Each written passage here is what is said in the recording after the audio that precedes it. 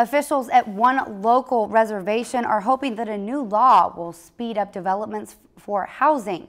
The Hearth Act, which was signed into law yesterday, will allow reservations and individuals on reservations to bypass the Bureau of Indian Affairs when building homes.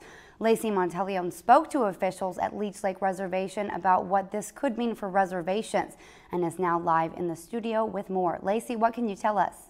Well, Jamil, even though officials at Leech Lake say the new law will allow them to cut through some red tape, they still have many hurdles to jump when looking to expand development.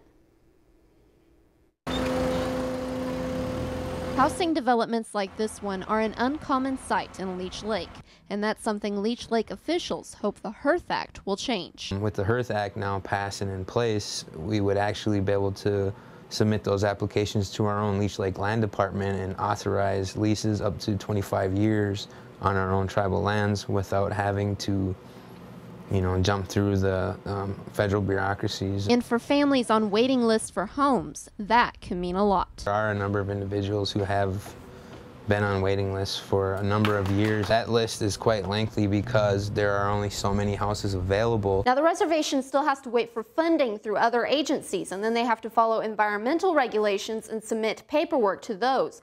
And that paperwork doesn't last too long. If the date went by that those transpired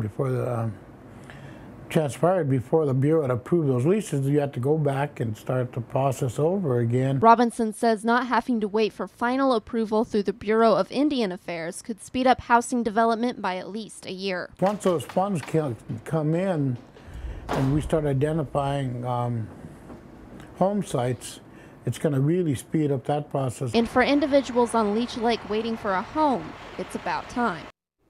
Now, officials say they hope the new law will also spur job growth because it will also make the process easier for those individuals wanting to build businesses.